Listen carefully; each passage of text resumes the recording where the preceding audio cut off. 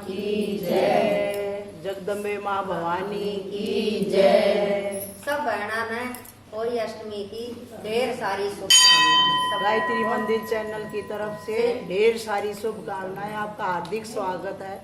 वो जगदम्बे माँ भवानी की जय। एक साहूकार था, उसके 7 बेटे भाई और एक बेटी थी। कार्तिक के महीने में दिवाली से पहले अष्टमी को अपने मकान की लिपाई पुताई करने के लिए सातों बहुएं अपने इकलौती ननद के साथ जंगल में जाकर खदान में मिट्टी खोद रही थी। वहाँ पर शव माता की माद थी, यानी घर होता है। मिट्टी जाकर खदान में मिट्टी खोद रही थी। वहाँ पर शव माता की म्याद थी। मिट्टी खोदते समय ननद के हाथ से उदाली श्याऊ के बच्चों को लग गई और वह तुरंत मर गई। इससे श्याऊ माता बहुत नाराज हो गई और बोली, मैं तेरी कोख बांधूंगी। ननद अपनी सातों भाभियों से बोली, तुम में से कोई अपनी कोख बंधा लो।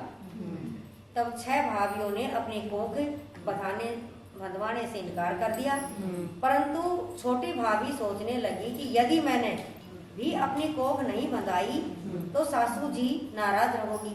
यह सोचकर ननद के बदले में छोटी भाभी ने अपनी कोख बंधवा ली। इसके बाद छोटी बहू ने जो बच्चा होता वह 7 दिन का होकर मर जाता।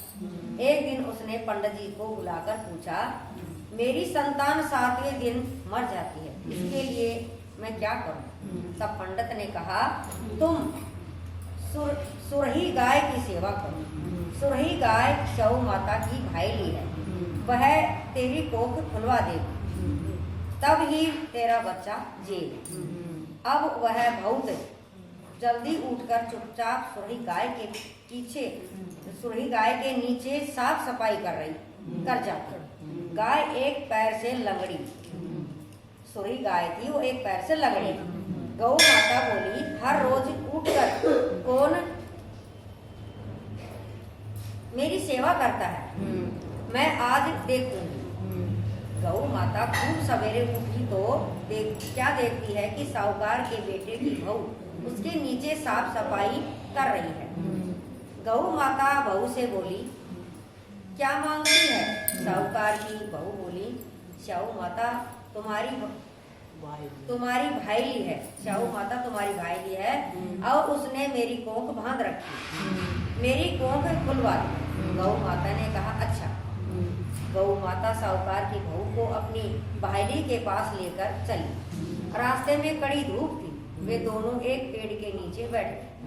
थोड़ी देर में एक सांप आया, उसे पेड़ पर गरुड़ पंखनी के बच्चों को डसने लगा। साहूकार की बहू ने सांप ढाल के नीचे दबा दिया और बच्चे को बचा लिया।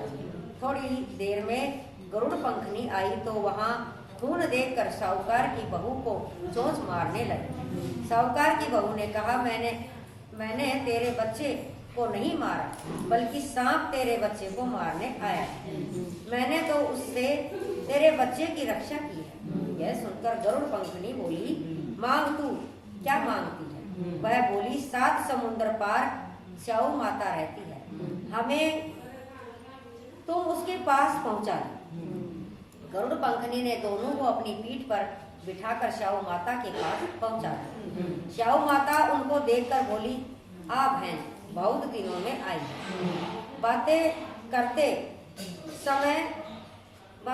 समय श्याऊ माता ने बीच में कहा, बहन, मेरे सिर में जुएं पड़ गई हैं। सुरही के कहने पर साहूकार की बहू ने उसके सिर की सारी जुएं निकाली। इस पर श्याऊ माता ने प्रसन्न होकर कहा, तूने मेरे सिर में बहुत सलाई फेरी है, इसीलिए तेरे 7 बेटे और 7 बहू होंगी। वह बोली, मेरे तो एक भी बेटा नहीं है, 7 बेटे कहाँ से आए होंगे? श्याऊ माता बोली, वचन दिया, वचन में फिरूं तो धोबी की कुंड में कांकरी हूँ। साहूकार की बहू बोली, मेरी कोख तो तुम्हारे पास बंद पड़ी है। यह सुन साहू माता बोली, तूने तो मुझे ठग लिया। मैं तेरी कोख खोलती हूँ तो नहीं, खोलती तो नहीं, पर अब खोलनी पड़ेगी। जा, तेरे घर पर तुझे 7 बेटे 7 बहुएं मिलेंगी। तू जाकर 7 उद्यापन करना, 7 होरी बनाकर 7 कढ़ाई करना। वह लौट कर घर आई तो वहां देखा कि 7 बेटे बहू बैठे हैं। उनसे 7 होरी बनवाई, उनसे 7 होरी बनवाई, 7 उद्यापन किए, 7 कढ़ाई करी।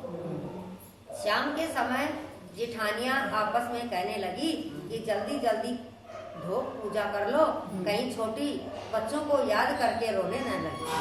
थोड़ी देर में उन्होंने अपने बच्चों से कहा, अपनी चाची के घर जाकर देख कर आओ कि आज वह अभी तक रोई क्यों नहीं। बच्चों ने जाकर कहा, चाची तो होरी बना रही है, खूब उद्यापन कर रही है। यह सुनते ही जेठानियां दौड़ी दौड़ी वहां आई और आकर कहने लगी, तूने कोख कैसे खुलवाई? उसने कहा, तुमने तो कोख बंधवा ही नहीं थी, सो मैंने कोख बंधा ली थी, परंतु अब साहू माता ने दया करके मेरी कोख खोल दी। हे साहू माता, जैसे साहूकार के बेटे की बहू की कोख खोली, वैसे हमारी सबकी परिवार की बहुओं की कोख खोलती जाना। कहता है कि सुनता की हुंकारा भरता की। इसके बाद विनायक की कहानी भी जरूर सुनी। एक बार विनायक जी महाराज एक चुटकी में चावल और एक चुटकी में दूध लेकर घूम रहे थे और कह रहे थे, कोई मेरी खीर बना दो, कोई खीर बना दो। बुढ़िया माई मस्करी बोली, छोटे का चावल और चमची की दूध से क्या खीर बनती है? तो उसने कहा कि एक बुढ़ी बाई थी, बोलिया बेटा मैं बनाऊंगी तेरी खीर। तो वह अपना खीर बना वाला की मार चढ़ाओ टोकनों को, चाटू सरोड़े चमचा होगा, लंबा लंबा चावल होगा, वो कौन का भागा। बोली माँ बुढ़ी बाई मैं नहाया हूँ। हाँ बेटा नहाया।